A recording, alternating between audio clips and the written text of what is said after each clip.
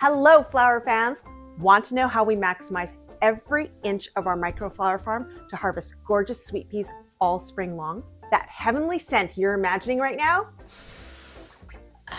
The magic of vertical growing, and today I'm sharing some secrets on how to grow these beauties with ease. I'll show you exactly how we turn these climbing beauties into one of our most productive spring fillers using our game-changing trellis system. Let me take you through our sweet pea growing area.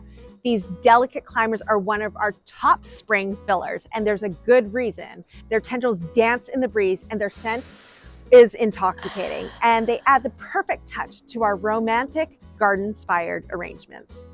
Here at Turbow Farms, we've maximized our growing space by going up. Yes, we utilize a vertical growing system using Hortonova Tenax netting. Let me walk you through our setup. First, we install strong end posts. Whether it's on a raised bed or a fence, these posts are sturdy and crucial because they'll bear the weight of our fully grown sweet peas.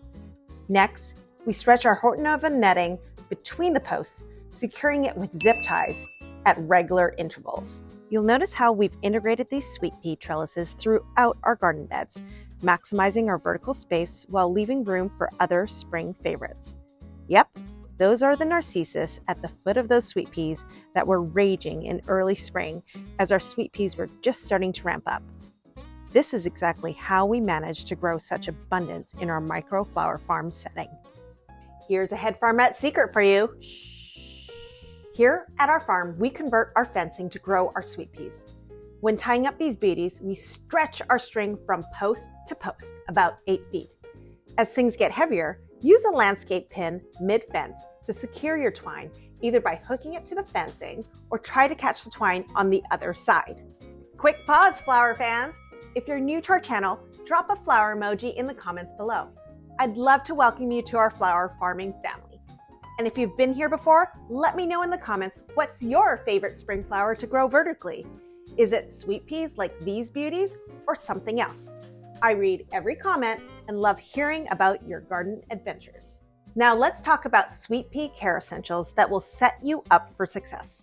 When to sow seeds. Start your sweet peas in early fall in either trays or direct sow them. By planting in fall, it gives these beauties a chance to set their roots down during cooler temperatures that they absolutely love. When it comes to plant spacing, plant them 6 inches apart along your trellis. Regular harvesting is crucial. The more you cut, the more they will grow. Make sure to keep your soil consistently moist, but not waterlogged. The best harvesting time is early in the morning when flowers are most hydrated. Head Farmette secret number 2. When you're harvesting, look for stems where the lowest blossom is just beginning to open. This ensures the longest vase life and the most fragrant blooms. If you've enjoyed our vertical growing secrets, hit that subscribe button because next week I'm taking you on a tour of our stunning bearded irises, one of our favorite spring focal flowers growing right here in our carefully planned garden beds. Trust me, you won't want to miss these beauties. And don't forget to sign up for our newsletter at turbofarms.com for seasonal updates and workshop announcements.